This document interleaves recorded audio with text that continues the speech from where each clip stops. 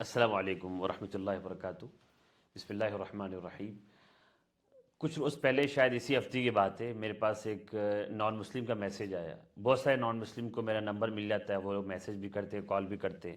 اس نے میسیج کیا اور بہت ساری باتیں اس نے لکھی، سوالات مجھ سے کیے کہ اگر تم مجھ سے بات کر سکتے تو بتاؤ کہ اسلام نے کیا رائٹس دیے ہیں عورتوں کو، کیا دیا ہے رائٹس۔ میں نے کہ ہر رائٹ دیا ہے۔ اس نے بولا کہ تم بتاؤ پہلے۔ میں نے کہا میں نے ہمارے اسلام نے عورتوں کو عفت دی، پاک دامنی دی، عزت دی۔ سب سے بڑا رتبہ جو ہوتا ہے گھر کے اندر، ماں کا رتبہ سب سے بڑا مرتبہ دیا کہ باپ کا مرتبہ بھی ماں سے کم 3 گنا کم ہے۔ تو میں نے اس سے باتیں کی۔ اس نے کہا تم غلط کہتے ہو، تم یہ بتاؤ کہ کیا عورت مرد کو طلاق دے سکتی ہے؟ میں نے کہا خلا لے سکتی ہے۔ مرد اگر عورت کو طلاق دے سکتا ہے تو عورت مرد سے خلا لے سکتی ہے۔ تو اس نے کہا تم یہ بتاؤ، خلا تو بھیک کا نام ہے۔ جیسے مرد عورت کو طلاق دے سکتا ہے ایک ورڈ میں، آن دی اسپاٹ، بلا کسی سے پوچھے، عورت تو خلا ایسے نہیں لے سکتی۔ عورت کے خلا یہ ہے کہ وہ اپنی طرف سے یا اپنے گھر والوں سے بات کر کے شوہر تک یہ پیغام پہنچائے کہ تم کسی چیز کے بدلے میں مجھے طلاق دے دو، مجھے چھوڑ دو، میں مہر تم مجھ کو جو دیے تھے مہر وہ واپس لے لو۔ تو یہ تو ایک طرح کی بھیک ہو گئی۔ تو صرف یہ بات لے کر وہ مجھ سے بحث کرنے لگا، اور پھر میں نے بہت ساری باتیں اس سے کی، لیکن وہ ہر بات سے فرار اختیار کرنے لگا اور گالی پر آ گیا۔ میں نے اسے یہ سمجھانے کی کوشش کی، جس کے بعد وہ گالی پر اتر آیا۔ میں نے کہا دیکھو، پہلی بات یہ سمجھو، اس کانسیپٹ کو کلیئر کرو اپنے ذہن میں کہ مرد اور عورت ایک نہیں ہے۔ جب ایک نہیں ہے تو برابر بھی نہیں ہو سکتے۔ تم آخر میں یہی کہنے والے ہو مجھ سے کہ اسلام مرد عورت میں ایکویلٹی، مساوات اور برابری کی بات نہیں کہتا۔ میں سب سے پہلے کہتا ہوں، ابھی سن لو، اسلام مرد عورت کو برابر نہیں کہتا، دونوں ایکول نہیں ہیں۔ ایکویلٹی کی بات مرد اور عورت کے بیچ میں، بٹوین جینڈرز، میل اور فیمیل میں ایکویلٹی، اسلام اس کی تعلیم ہی نہیں دیتا۔ دو الگ الگ صنفیں ہیں، دو الگ الگ جینڈر ہیں۔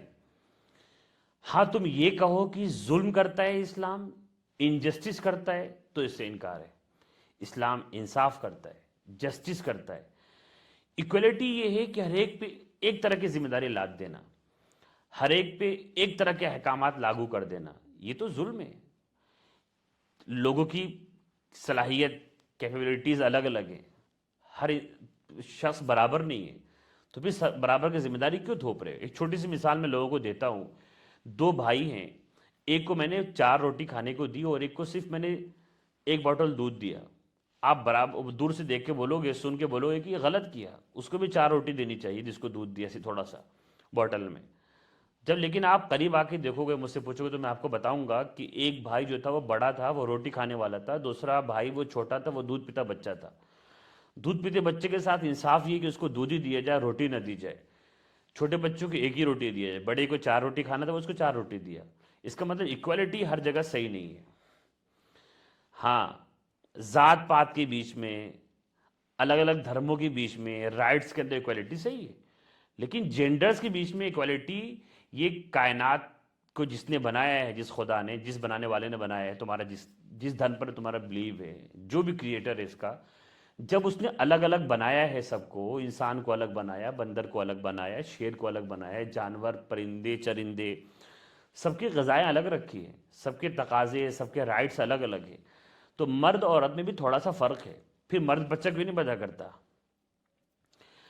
تمہاری سوچ یہ ہے کہ تم عورت کے بارے میں کہتے ہو گھر پہ کام نہ کرے، باہر جا کے مردوں کی طرح کام کرے، ماں باپ کی خدمت عورت ہی کیوں کرے تم بولتے ہو، لیکن اسی عورت کو تم ایئر ہوسٹس بنا کر، ننگا کر کے، اس کے لباس کو، اس کو زیب و زینت دے کر، سجا کر، اٹریکٹیو بنا کر کے تم جہاز میں لے آ کر غیر مردوں کی خدمت کراتے ہو، ان کا کچرا بھی اٹھانے کو بول دیتے ہو، تو تمہارے لیے وہ عزت ہے؟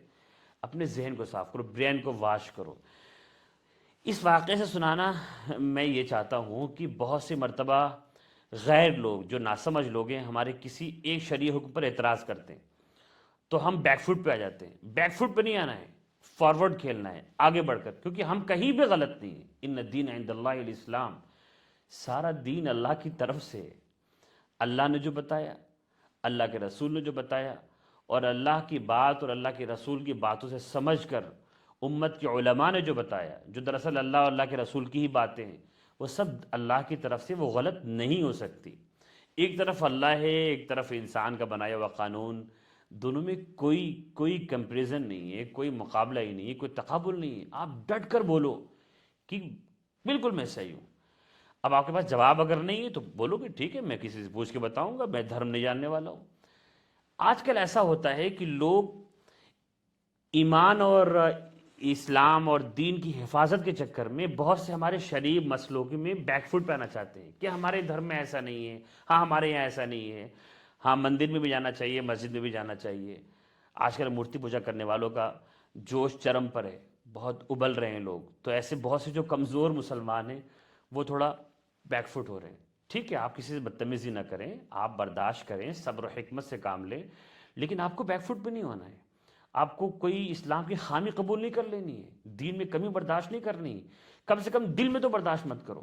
اب تو لوگوں کا حال یہ ہے کہ میں نے اس طرح بولتے ہوئے سنا ہے، بہت سے تقریر کرنے والوں کو سنا ہے کہ ایک زمانے میں اسلام مسلمانوں کی بڑی حکومت تھی، تاتاریوں نے حملہ کیا تو اس وقت مسلمان ٹوپی کون سی پہنے، کس رنگ کی پہنے، اس بحث میں الجھے ہوئے تھے. تو وہ سب باتیں ٹھیک ہے، لیکن وہ واقعہ سنا کر مسلمان ہمیں یہ سکھانا چاہتے ہیں کہ آپ کرتا اور پاجامے کی بحث چھوڑو، ایک مٹھی داڑھی رکھنی واجب ہے یہ باتیں کرنا چھوڑو، ٹوپی پہننا سنت ہے یہ باتیں کہنا چھوڑو، پاجامہ کو ٹخنا سے اوپر پہننا چاہیے، ٹخنا نہیں چھپنا چاہیے، یہ باتیں کہنا چھوڑو. اب مین بات پر آؤ، اب کلمے پر آؤ، اب ایمان کی باتیں کرو. اب وہ زمانہ گیا، اب دنیا جدید ہو گئی. نہ یہ غلط ہے. ہم اللہ اور اس کے رسول کے بتائے ہوئے کسی ایک چھوٹی سی چھوٹی بات کو نہیں چھوڑنے والے. سنت مستحب مباح کو نہیں چھوڑنے والے. سنت کو سنت کہتے رہیں گے. وہ الگ بات ہے سنت کو فرض نہیں کہیں گے، لیکن سنت کو سنت کہتے رہیں گے، اس سے نیچے نہیں اتریں گے. حرام کو حرام کہتے رہیں گے، مکروہ نہیں کہیں گے. مکروہ کو مکروہ کہتے رہیں گے، اس کو جائز نہیں کہیں گے. بہتر کو بہتر کہتے رہیں گے، جو چیز درست نہیں ہے اس کو درست نہیں کہتے رہیں گے. اس میں کوئی کمی نہیں. آپ یاد کیجئے حضرت ابوبکر صدیق رضی اللہ تعالیٰ عنہ کے جب خلافت کا زمانہ تھا، حضور پاک صلی اللہ علیہ وسلم کی وفات ہوئی، اور اس منظر کو کسی صحابی نے سوچا نہیں تھا کہ ایک دن ایسا بھی آئے گا کہ حضور ہمارے بیچ میں نہیں ہوں گے. سارے صحابہ دم بخود تھے، بے قابو تھے. اس وقت ایک بہت بڑا طبقہ مسلمانوں کا ایسا تھا جو نیا نیا اسلام لایا تھا، ان پر بھی ایمان دل میں گھسا نہیں تھا، وہ چیزوں کو سمجھے نہیں تھے، فوراً ایمان سے پھر گئے. انہوں نے یہ کہا کہ ہم زکوٰۃ نہیں دیتے. انہوں نے صاف اعلان نہیں کیا کہ ہم اسلام کو چھوڑ رہے ہیں، بس انہوں نے اسلام کی ایک چیز زکوٰۃ جو ایک فریضہ ہے اس کو دینے سے انکار کر دیا. تو جو بہت سارے صحابہ تھے اس زمانے میں، انہوں نے کہا کہ ان کے ساتھ نرمی برتی جائے، جا کر سمجھایا جائے، ان کو کافر نہ کہا جائے ایک چیز چھوڑنے کی وجہ سے. کلمہ تو پڑھ رہے ہیں، اللہ کے رسول کا رسول تو کہہ رہے ہیں، اللہ کو ایک تو کہہ رہے ہیں، آخرت کو مان تو رہے ہیں، صرف زکوٰۃ تو نہیں دے رہے ہیں، بعد میں سمجھا دیں گے. خود حضرت عمر رضی اللہ تعالیٰ عنہ جو سب سے جرأت مند صحابی ہیں، بہادر ہیں، اللہ کے معاملے میں کسی سے نہ ڈرنے والے، خود اپنے ماموں کا خون کرنے والے اللہ کے لیے، جو کسی سے نہیں ڈرنے والے تھے، کسی کی پرواہ نہیں کرنے والے ہیں، خود اپنی پرواہ نہ کرنے والے، وہ بھی اس موقع پر نرم پڑ گئے. ان کی بھی دل میں بات یہ آئی، یار ایمان بچانا اصل ہے، اتنی بڑی تعداد لوگوں کی گمراہ ہو جائے گی، اگر ہم سرے سے ان کو کافر کہہ دیں گے تو پھر تو سرے سے وہ کافر مانے جائیں گے، ہمارا ان سے تعلق کمزور ہوگا، پھر کیسے ہم جو کنورسیشن ہے وہ بند ہو جائے گا. لیکن ایک صحابی جو اللہ کے رسول کا جانشین تھا، اور کیوں وہ اللہ کے رسول کا جانشین بنا، ان کی کرسی پر بیٹھنے کا حقدار کیوں تھا، اس پہلے دن کے واقعے نے اس کو سچ ثابت کر دکھایا کہ کیوں وہ اللہ کے رسول کے بعد سب سے بہتر تھے امت میں. حضور کے یار غار تھے، بچپن کے دوست تھے، ہر موقع کے ساتھی تھے، رازدار ساتھی تھے، حضور کے سسر بھی تھے، سب سے قریب تھے صحابہ میں حضور کے. ابوبکر صدیق رضی اللہ عنہ جو مزاج کے بہت نرم ہیں، ایک طرف حضرت عمر آگ ہیں تو ابوبکر صدیق رضی اللہ عنہ برف ہیں، دونوں کے مزاج میں زمین و آسمان کا فرق ہے. آج معاملہ الٹا ہو رہا ہے. حضرت عمر نرم پڑ گئے ان لوگوں پہ، اور حضرت ابوبکر صدیق رضی اللہ تعالیٰ عنہ سخت ہو گئے، کہنے لگے، اور انہوں نے جو جملہ بولا ہے وہ تاریخ کے صفحات پہ ثبت ہو گیا، پتھر کی لکیر بن گیا ان کا جملہ، جو اس وقت انہوں نے حضرت عمر سے کہا تھا کہ اَيُنْقَصُ الدِّينُ وَأَنَا حَيٌّ، کہ میرے زندہ رہتے ہوئے دین میں کمی نہیں آ سکتی، ایسا نہیں ہو سکتا جس شکل میں، جس فارم میں دین کو حضور نے ہمارے حوالے کیا تھا، امت کے حوالے کیا تھا، اس میں رتی برابر بھی کمی ہو تو میں برداشت نہیں کر سکتا، یا تو میں زندہ رہوں گا یا وہ کمی باقی رہے گی، میں اپنا سر کٹا دوں گا لیکن رتی برابر کمی نہیں آنے دوں گا۔ اور انہوں نے یہ جملہ یوں ہی نہیں کہا تھا، اور حضرت ابوبکر صدیق رضی اللہ عنہ نے یہ جملہ کہتے ہوئے حضرت عمر رضی اللہ تعالیٰ عنہ کے سینے پر مکہ مارا تھا، ان کو ہاتھ مارا تھا کہ تو آج تمہاری سختی کہاں گئی، ہمیشہ تم سخت مزاج تھے، آج نرم پڑ گئے کفر کے سامنے، آج مصلحت کی وجہ سے نرم پڑ گئے۔ انہوں نے کہا کہ اللہ کی قسم، زکوٰۃ وہ لوگ دے کر رہیں گے، کوئی بھی شخص اگر حضور کے زمانے میں اگر اونٹ یا بکری زکوٰۃ میں دیتا تھا اور ساتھ میں اس کی لگام بھی اگر زکوٰۃ دیتا تھا، وہ لگام دینا، وہ رسی دینا اگر اس نے بند کر دیا جو اس کی کوئی قیمت نہیں ہے، پھر بھی میں جہاد کروں گا، تلوار لے کے کھڑا ہو جاؤں گا، کیونکہ اپنے مسلمان تھے وہ۔ اور جو شخص اسلام لانے کے بعد جو مسلمان اسلام سے پھرے، اس پہ اس کے قتل واجب ہے، اس سے قتال واجب ہے، اسے جہاد کر رہے ہیں، اس کے سامنے ہتھیار لے کے پہنچ جا رہے ہیں۔ تو یہ تھی ان کی جرأت، اتنا بڑا مجمع، اتنی بڑی تعداد، اور اس وقت جو کہ نازک موقع ہے، ابھی اسٹیبلشمنٹ کی ضرورت ہے، سرکار کو اسٹیبل ہونا ہے، مضبوط ہونا ہے، مصلحت نہیں دیکھی، دین کی مصلحت دیکھی، ذاتی مفاد کی مصلحت نہیں دیکھی۔ ایسی جرأتوں، ایسی ہمتوں اور ایسی شجاعت کے بعد یہ دین باقی بچا ہے، اور آخر ہوا کیا؟ سارے لوگ پھر سے ایمان میں داخل ہو گئے، ان کی جواں مردی اور ان کی ہمت سے وہ سارے لوگ ایمان میں باقی رہے، اسلام میں داخل ہو گئے، زکوٰۃ دینے کو قبول کر لیا ان لوگوں نے۔ تو یہ دین ہے، تو ہمیں بیک فٹ پہ نہیں آنا ہے۔ ہاں، ہمیشہ دفاع کرنے کا مطلب یہ بھی نہیں کہ ہمیشہ غصہ ہو جائیں، آپے سے باہر ہو جائیں، بڑی حکمت کے ساتھ یہ بات بھی یاد رکھیں۔ دیکھیے، ہمیشہ ہر پہلو پہ نظر ہونی چاہیے۔ مومن جو ہوتا ہے وہ حکیم ہوتا ہے۔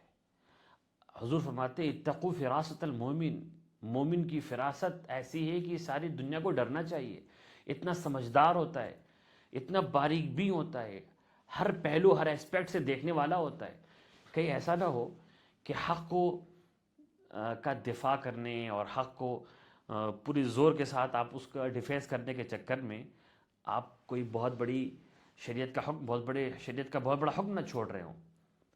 ایک طرف یہ بھی ہے کہ دین میں کمی کو برداشت نہیں کرنا ہے۔ اللہ کے رسول سے کہہ رہے ہیں فاصدع بالحق واعرض عن المشرکین، اے محمد آپ حق کو کھلم کھلا کہتے رہیے، مشرکوں کے مخالفت کی پرواہ مت کیجیے، کہہ رہے جو وہ کہنے دیجیے ان کو، اپنی بات کہتے رہیے۔ اور ایک طرف یہ بھی کہہ رہے ہیں وَجَادِلْهُمْ بِالَّتِي هِيَ أَحْسَنُ، کہ جو سب سے بہتر طریقہ ہے اس طریقے سے آپ ان سے ڈیبیٹ کیجیے، تو ایسا نہ ہو کہ بے موقع سختی ہو جائے۔ حدیث شریف میں وہی اللہ کے رسول یہ بھی کہہ رہے ہیں کہ جب تمہارے بس میں ہو تو ہاتھ سے روکو، اور اگر ہاتھ سے روکنے کی طاقت نہیں ہے برائی کو تو زبان سے کہہ کر روکو، اور زبان سے کہنے کی اگر طاقت نہیں ہے تو پھر دل میں برا سمجھو۔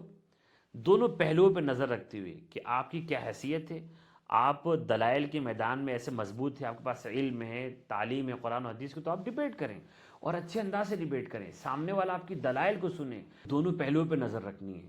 ایسا نہ ہو کہ ہم اتنے سخت ہو جائیں کہ سامنے والا جو ہماری بات کو سمجھ بھی سکتا تھا وہ کہے کہ ایسے ہی جاہل لوگوں سے ہمارا پالا پڑا ہے، جو اپنی عقل استعمال نہیں کرتے، لاجک بیان نہیں کرتے، اور ہم سے متنفر ہو جائے۔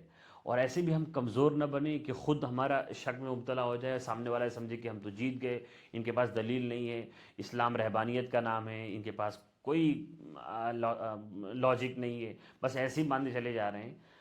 ہمیں مضبوط بھی رہنا ہے، اور اگر ہم سامنے والے سے بات نہیں بھی کر پا رہے تو کم سے کم اپنے عمل میں تو مضبوط رہیں۔ دین میں ایمان اور عمل میں تلازم ہے، ایسا نہیں ہے کہ ایمان کوئی اور چیز ہے، عمل کوئی اور چیز ہے۔ ایمان مضبوط اسی وقت ہوتا ہے جب عمل صحیح ہوتا ہے. آپ عمل میں کمزور ہیں، آپ سنت پہ عمل کرنے والے نہیں ہیں، آپ لباس کی سنت نہیں اپنا رہے ہیں اور آپ کا ایمان مضبوط ہو، ایسا نہیں ہو سکتا. ایمان مضبوط ہوتا ہے عمل صالح سے. الذین آمنوا وعملوا الصالحات بار بار قرآن میں آتا ہے. وہ لوگ جو ایمان والے اور نیک عمل کرتے ہیں، یعنی نیک عمل کے ذریعے سے ایمان بڑھتا ہے. ساری امت کا اس بات پہ اتفاق ہے، کسی عالم کا اختلاف نہیں ہے. اس لیے ہمیں دین میں کمی برداشت نہیں کرنی ہے، ہمیں بیک فٹ پہ نہیں آنا ہے. ہم اپنی شریعت کو، پوری شریعت کو 100% پوری شریعت، پوری لا جو اللہ نے اتاری اس پہ ہم مضبوطی سے جمے ہوئے ہیں. چاہے سامنے والا مانے نہ مانے، بھاڑ میں جائے ایمان لائے، ہم اس کی پرواہ نہیں ہے. ما اکثر الناس ولو حرصت بمؤمنین. اللہ نے اللہ کے رسول سے کہا تھا، ایک طرف اللہ کے رسول کو پوری کائنات کا، پوری زمین کا نبی یہ بنایا کہ تم کو سب تک دین پہنچانا ہے، اور ایک طرف یہ بھی کہا کہ سارے اکثر لوگ، میجورٹی ایمان نہیں لائے گی، چاہے تم کتنی ہی خواہش کر لو، نہیں ایمان لائے گی. یہ بھی سچائی ہے. تو ہمارا کام بات کو پہنچانا ہے. ایمان سے نوازنا، ہدایت دینا اللہ کا کام ہے. بسا اوقات ہم لوگ کچھ نہیں کہتے، ایمان پھیل جائے گا، اور بسا اوقات آپ دلیل قائم کر دیں، حجت قائم کر دیں، سامنے والا مزید ضدی ہوگا، کفار مکہ کے طریقے سے، ابو جہل کے طریقے سے. اس لیے اللہ آخر میں اللہ کے کلام میں موسیٰ علیہ السلام کا کہنا ہے، قال موسیٰ ان تکفروا انتم ومن فی الارض جميعا فإن اللہ لغنی حمید. کہ موسیٰ علیہ السلام نے اپنی قوم سے کہا کہ اگر تم سارے لوگ کافر ہو جاؤ، تم ہی نہیں ساری زمین کافر ہو جائے، آسمان و زمین کی مخلوقات بھی سارے لوگ کافر ہو جائیں، اللہ کی عبادت سے انکار کر دیں، تب بھی اللہ بے نیاز ہے، ان کو کوئی فرق نہیں پڑتا. اللہ تعالیٰ جو ان کے بات مانے گا وہ جنت میں جائے گا، جو نہیں مانے گا وہ ہمیشہ کی جہنم میں جائے گا. ہم سب کو سمجھ عطا فرمائے. وآخر دعوانا الحمدللہ رب العالمین.